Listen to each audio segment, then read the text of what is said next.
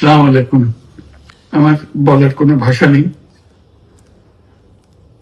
কিভাবে শুরু করব সেটা বুঝতে পারছি না। আমার মতো সারা দেশের লোক আজকে হতবাক। এরকম একটা কাণ্ড হতে পারে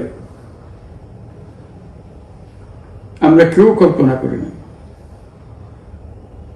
কারো ধারণার মধ্যে ছিল না। কিন্তু এই অবিশ্বাস্য জিনিস আমাদেরকে হঠাৎ করে গ্রহণ করতে হয়েছে। মাইলস্টোন স্কুল অ্যান্ড কলেজের যে দুর্ঘটনা, প্রশিক্ষণ বিমান বিধ্বস্ত হয়ে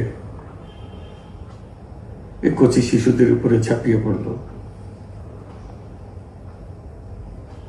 আগুনে পুড়ে মরল।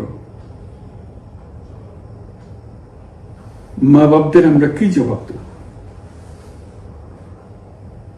কি বলবো তাদেরকে? আমরা নিজেদেরকে তো জবাব দিতে পারছি না। অজানা শিশুদের মুখ সবার চোখে ভেসে উঠছে। সারা জাতি হতভম্ব বা ক্রুদ্ধ। শোকাহত বললে খুব কম বলা হবে। এই দুর্ঘটনার রেশ এখনো কাটেনি। এখনো লাশ আসছে হাসপাতালে, এখনো হাসপাতালে মারা যাচ্ছে। মা বাবা এখনো খোঁজ নিচ্ছে আমার সন্তান কোথায়, তাকে আর কোনোদিন চেনা যাবে কিনা। যাদের লাশ দেখছি তার মধ্যে আমার সন্তান আছে কিনা পৃথক করার তো কোনো উপায় নেই। এরা আমাদের সবারই সন্তান, হঠাৎ করে চিরদিনের জন্য চলে গেল। আমরা অবশ্যই তদন্ত করব, তদন্তটা তারা ফিরে আসবে না। আমরা চিকিৎসার ব্যবস্থা করছি, সবাই ঝাঁপিয়ে পড়েছে। সকল হাসপাতাল, সকল মানুষ ছুটে আসছে। আমরা সবার কাছে অনুরোধ করছি, হাসপাতালে ভিড় করবেন না, কারণ যারা আহত তাদের জন্য এটা ভালো না। তারা তাদের শরীরে রোগ প্রতিরোধের শক্তি নেই। আমরা ভিড়ে থাকলে আমাদের শরীর থেকে কি রোগ তাদের মধ্যে ছড়িয়ে পড়বে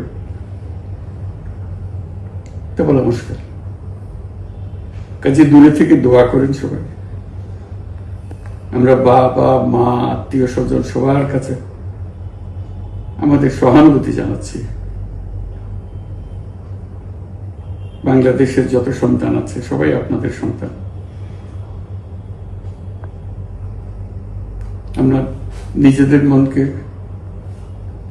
সান্ত্বনা দেওয়ার চেষ্টা করুন। আমরা সবাই নিজেদের মনে সান্ত্বনা দিচ্ছি, কিন্তু আপনাদের সান্ত্বনা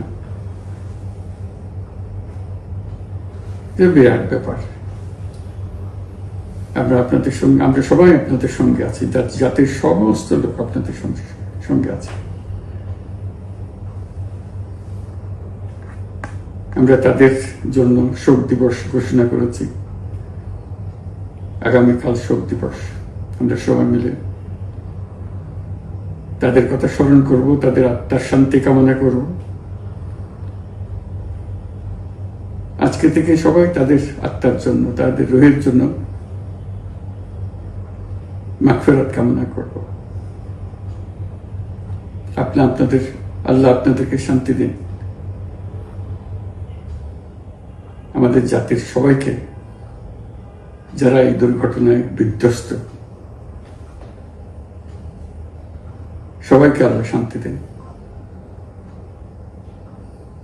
তাদের জন্য দেশবাসী সবাই আমরা দোয়া করছি। আল্লাহ এই শিশুদের জান্নাতবাসী করে। খুদা হাফেজ।